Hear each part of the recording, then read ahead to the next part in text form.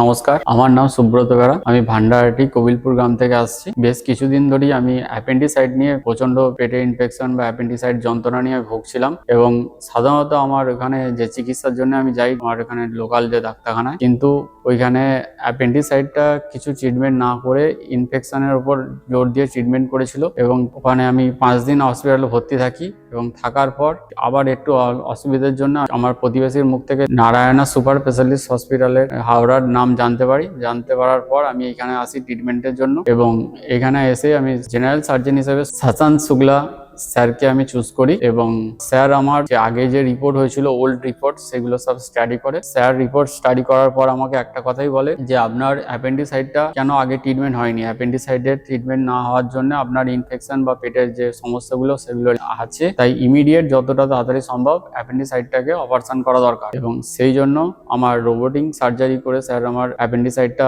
Operation করে এবং সেই দিনকেই আমি অ্যাডমিশন হই। রাত্রি আমার ওটি হয়, পরের দিন আমি বিকেল 6:30টার সময় ছুটি হয়ে যায়। শশাঙ্ক শুক্লা স্যারকে আমার অসংখ্য ধন্যবাদ। আমার বলার কিছু ভাষা নেই স্যারের জন্য। আমি যে স্যারের জন্য এতটা স্টেবল হয়ে আজকে মানে সব রকম কাজকর্ম করতে পারছি বা বাড়িতে আছি। 7 দিন পর আমি রিপিট চেক আপে এসেছি এবং 7 দিনের মধ্যে আমার না কোনো যন্ত্রণা ছিল, না কোনো ব্যথা ছিল, কিছুই ছিল না। নর্মাল পেনলেস এবং নর্মাল মানুষের মতনই আমি জীবনযাপন করেছি এই 7টা দিন। আর এখানকার স্টাফ বা এখানকার হসপিটালের ব্যবহার অসংখ্য ভালো এবং সবাই এখানকার পরিবেশ হিসেবে সবটাই খুবই ভালো। ধন্যবাদ।